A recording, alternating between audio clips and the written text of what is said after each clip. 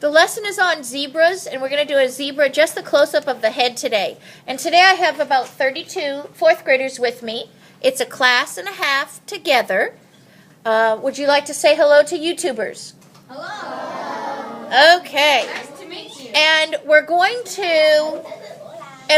to use your examples at the end of the video to show the kids what fourth graders did. So I hope you do your very best. They'll be looking forward to seeing that at the end of the video. We're going to start out by finding the center of our page. So we find the top, bottom, and we go to the middle. And from there we're going to make an oval and color that elongated oval in. Now that oval's probably as wide as your finger or as high as your finger. So I simply draw that oval, color it in. From there, I'm going to make a line on the top of my oval and a short line, and these are horizontal, on the bottom of the oval. And then I'm going to bring the two together. I'm going to bring it over and up. This is going to form a side view of the eye. And then I'm just going to simply kind of put a little line on the side here and connect those two with a simple curve. And then I'm going to do a little curve on this side too. So it's a kind of a side view eye shape. Now if you want to put a few little lashes in here, you can. Just a few little curved lines on this area. Don't do any on the up top here though. Above that, we're going to do a horizontal line. And look, it's going to go about a finger past the eyeball. And on this side, we could do it about a finger past the eyeball there too. And this is going to be a side view zebra of just the head. So we can get a lot of cool detail in. From here, we're going to go diagonally down. And so the head will come down with its nose down in this area. And so we're going to give our end of our zebra nose. So in your corner here, we're going to put a diagonal line down right here. So it's about a finger or two from the edge. Here's about 2 fingers. 2 fingers from my edge, I'm making a diagonal line. And then I'm simply going to drop down and then swoop to the end here. So this forms the long nose of my zebra. Now mine's pretty pointed. When we color this in, this forms your nose shape here. We can kind of round it a bit. And then I'm going to make a nostril. So I'm going to make like a backwards C or a curve. And then I'm going to come around, curve round, and then connect. So it kind of forms like almost like a teardrop, a curved teardrop or curved. And then you can color that in, that nostril area. From there, I'm going to round it and just go a little bit past this nostril. Curve up to give a little illustration of a mouth here. And then we'll do the bottom jaw. Diagonal down for the bottom jaw. Diagonal down.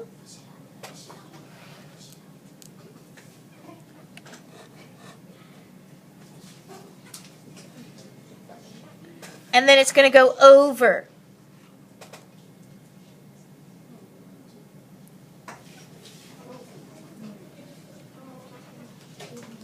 And then we're going to form in this area under the eye, and I'm going to go about 4 fingers.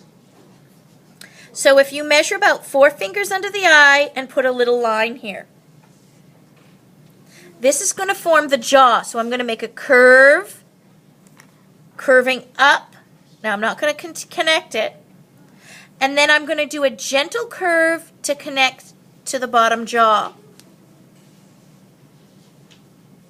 This, in some horses, this is very angular and pronounced. And of course, and now from this area, see this curve coming up? I'm going to do a diagonal line right to the bottom of my page.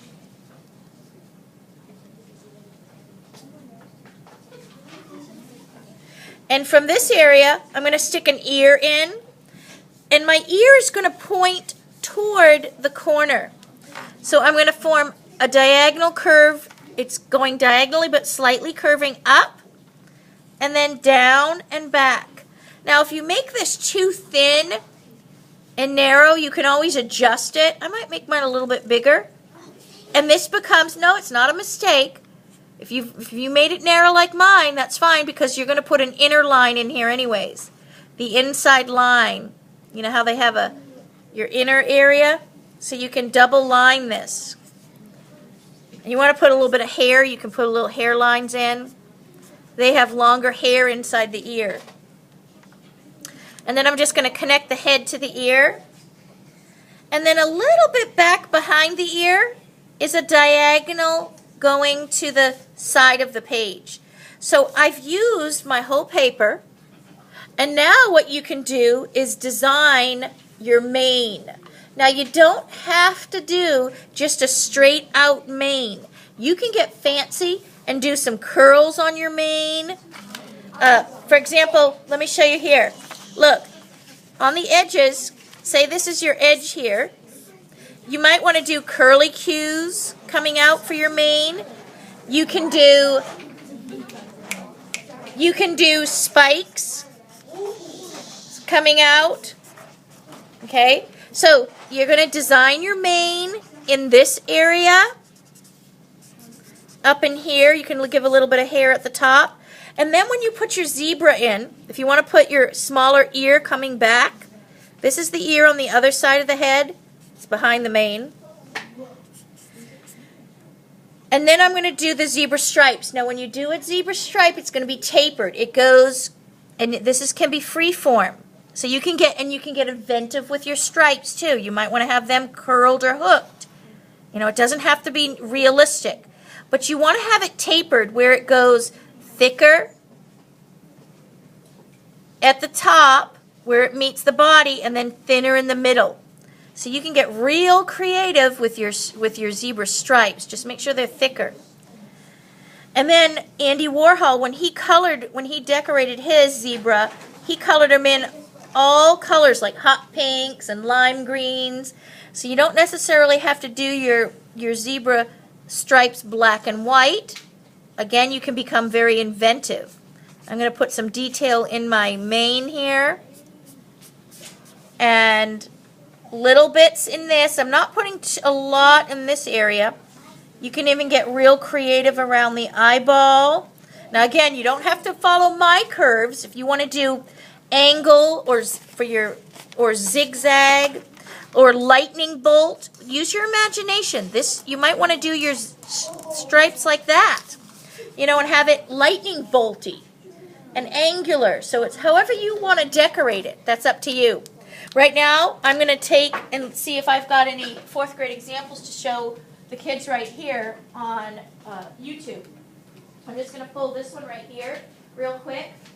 And this has some real interesting top hairs on it.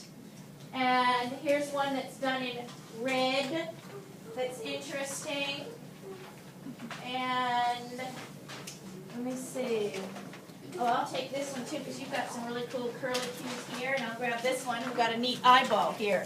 So here's one that has some really good eyeball details, and we've got some curly cues. And again, these are 4th graders.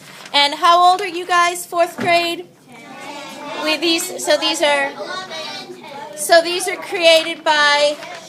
These are created by 10 and 11-year-olds right here.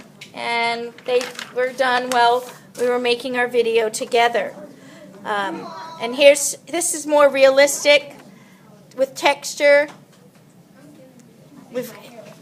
And so coloring, once you color it in, you'll see on the front cover of the video, you'll see these examples all finished.